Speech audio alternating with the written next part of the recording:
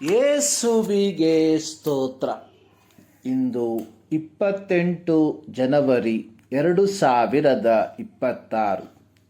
ಎಲ್ಲ ಪ್ರಿಯರಿಗೂ ಶುಭೋದಯ. ಈ ದಿನದ ಧ್ಯಾನ ಭಾಗ ಪೇತ್ರನು ಬರೆದ 2ನೇ ಪತ್ರಿಕೆ 2ನೇ ಅಧ್ಯಾಯ 10ರಿಂದ 13 ವಾಕ್ಯ. ಇವರು ಯಾರಿಗೂ ಹೆದರದೆ ಸ್ವೇಚ್ಛಾ ಪರವಾಗಿದ್ದು ಮಹಾಪದವಿಯವರನ್ನು ನಿರ್ಭಯವಾಗಿ ದೂಷಿಸುತ್ತಾರೆ. ದೇವದೂತರು ಬಲದಲ್ಲಿಯೂ ಮಹತ್ತಿನಲ್ಲಿಯೂ ಶ್ರೇಷ್ಠರಾಗಿದ್ದರೂ ಕರ್ತನ ಮುಂದೆ ಮಹಾಪದವಿಯರ ಮೇಲೆ ದೂಷಣಾಭಿಪ್ರಾಯವನ್ನು ಹೇಳುವುದಿಲ್ಲವಲ್ಲ. ಆದರೆ ಸ್ವಾಭಾವಿಕವಾಗಿ ಬೇಟೆಗೂ ಕೊಲೆಗೂ ಹುಟ್ಟಿರುವ ವಿವೇಕಶೂನ್ಯ ಪಶುಗಳಂತಿರುವ ಈ ದುರ್ಮಾರ್ಗಿಗಳು ತಮಗೆ ತಿಳಿಯದವುಗಳ ವಿಷಯವಾಗಿ ದೂಷಣೆ ಹೇಳುವವರಾಗಿದ್ದಾರೆ. ಇವರು ತಮ್ಮ ಕೆಟ್ಟತನದಿಂದ ತಾವೇ ಕೆಟ್ಟು ಹೋಗಿ ತಮ್ಮ ದುಷ್ಟವರ್ತನೆಗೆ ಸರಿಯಾದ ದುಷ್ಫಲವನ್ನು ಹೊಂದುವರು. ದುಂದುಗಾರಿಕೆಯಲ್ಲಿ ಹಗಲನ್ನು ಕಳೆಯುವುದೇ ಸುಖವೆಂದೆಣಿಸುತ್ತಾರೆ. ಇವರು ನಿಮ್ಮ ಸಂಗಡ ಸೇರಿ ಔತಣ ಮಾಡುತ್ತಿರುವಾಗ ವಂಚಕರಾಗಿದ್ದು ಉಂಡು ಕುಡಿದು ಕಳಂಕಕ್ಕೂ ಅವಮಾನಕ್ಕೂ ಕಾರಣರಾಗಿದ್ದಾರೆ. ಪೇತ್ರನು ದುರ್ಬೋಧಕರ ಅಥವಾ ಸುಳ್ಳು ಪ್ರವಾದಿಗಳ ಲಕ್ಷಣವನ್ನು 2 ಪೇತ್ರ 2ನೇ ಅಧ್ಯಾಯದ 10ರಿಂದ 16 ವಾಕ್ಯಗಳಲ್ಲಿ ವಿವರಿಸಿರುವಂಥದ್ದನ್ನು ನೋಡುತ್ತೇವೆ. ಅಪೊಸ್ತಲರು ತಮ್ಮ ಬೋಧನೆಗಳಲ್ಲಿ ಪರಿಶುದ್ಧತೆಗೆ, ನೀತಿಯುಕ್ತ ನಡವಳಿಕೆಗೆ ಹೆಚ್ಚಿನ ಪ್ರಾತಿನಿಧ್ಯವನ್ನು ಕೊಡುತ್ತಿರುವಾಗ ದುರ್ಬೋಧಕರು ತಮ್ಮ ಶಾರೀರಿಕ ಆಶೆಗಳನ್ನು ತೃಪ್ತಿಪಡಿಸುವುದಕ್ಕಾಗಿ ಯಾವ ರೀತಿ ಸೊದೋಮ ಗೊಮೋರ ಪಟ್ಟಣದ ಜನರು ಜಾರತ್ವಕ್ಕೆ ತಮ್ಮನ್ನು ಒಪ್ಪಿಸಿಕೊಟ್ಟು ಸ್ವಭಾವ ವಿರುದ್ಧವಾದ ಭೋಗಗಳಲ್ಲಿ ಆನಂದಿಸುತ್ತಿದ್ದರೋ, ಹಾಗೆಯೇ ಈ ದುರ್ಬೋಧಕರು ಭಕ್ತಿಗೆ ವಿರುದ್ಧವಾದ ತಮ್ಮ ಆಶೆಗಳನ್ನು ಅನುಸರಿಸಿ ನಡೆಯುವವರಾಗಿದ್ದಾರೆ. ಈ ದುರ್ಬೋಧಕರು ದೇವದೂತರು ಸಹ ಮಾಡದ ಕೆಲಸಗಳನ್ನು ಮಾಡುವವರಾಗಿದ್ದಾರೆ.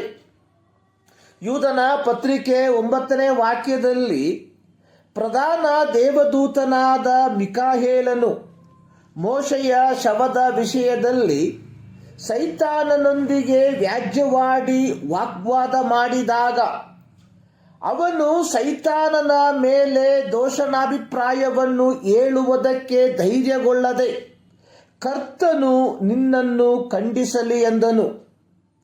ಪ್ರಧಾನ ದೇವದೂತನಾದ ಮಿಕಾಯೇಲನಿಗೆ ತಿಳಿದಿದ್ದು ದೇವರು ಸೈತಾನನ ಮೇಲೆ ಅಧಿಕಾರವನ್ನು ನೀಡಬಲ್ಲನೆಂದು.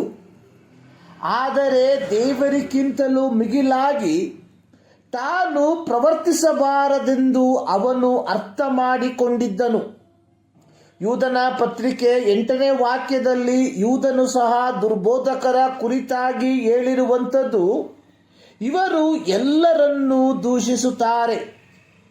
ಆಧ್ಯಾತ್ಮಿಕತೆಯ ಸೋಗು ಹಾಕಿಕೊಂಡವರು ಅಥವಾ ದುರ್ಬೋಧಕರು ತಮ್ಮನ್ನು ಆಧ್ಯಾತ್ಮಿಕರೆಂದು ತೋರ್ಪಡಿಸಿಕೊಳ್ಳುವುದಕ್ಕೆ ದೇವರಿಂದ ಯಾವ ಅಧಿಕಾರವನ್ನು ಹೊಂದಿಕೊಳ್ಳದೆ ಇದ್ದಾಗ್ಯೂ ಜನರನ್ನು ಮಂಕು ಮಾಡುವುದಕ್ಕಾಗಿ ದೇವರಿಗೆ ಅಪ್ಪಣೆ ಕೊಡುವ ರೀತಿಯಲ್ಲಿ ವರ್ತಿಸುವವರಾಗಿದ್ದಾರೆ ಅಥವಾ ವಿವೇಚನೆಯಿಲ್ಲದ ಮೃಗಗಳಂತೆ ವರ್ತಿಸುತ್ತಾರೆ. ಇದರ ಕುರಿತಾಗಿ ಯೂದನು ಬರೆದಿರುವಂಥದ್ದು, ಇವರು ವಿವೇಕಶೂನ್ಯ ಪಶುಗಳಂತೆ ಸ್ವಾಭಾವಿಕವಾಗಿ ಯಾವ್ಯಾವುಗಳನ್ನು ತಿಳಿದುಕೊಳ್ಳುತ್ತಾರೋ ಅವುಗಳಲ್ಲಿ ತಮ್ಮನ್ನು ಕೆಡಿಸಿಕೊಳ್ಳುತ್ತಾರೆ.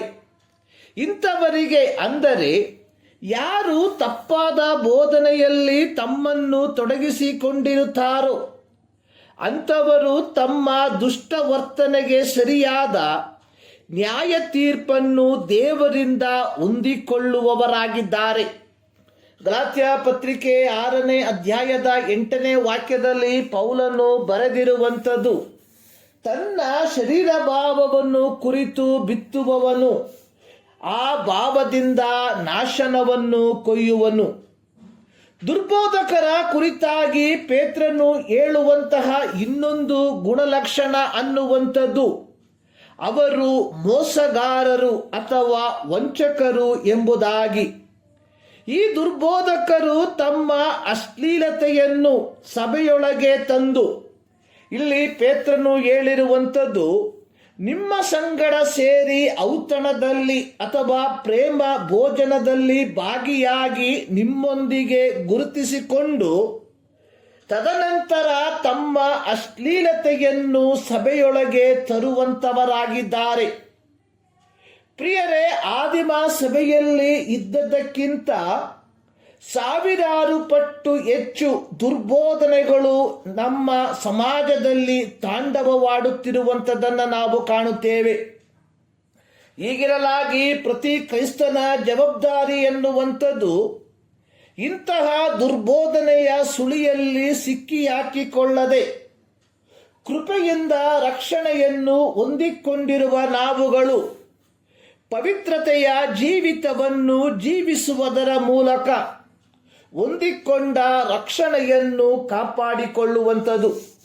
ಈ ಮುಂಜಾನೆಯಲ್ಲಿ ಸರ್ವಶಕ್ತನಾದ ದೇವರು ಈ ಅಧ್ಯಯನದ ಮೂಲಕ ನಿಮ್ಮನ್ನು ಆಶೀರ್ವದಿಸಲಿ.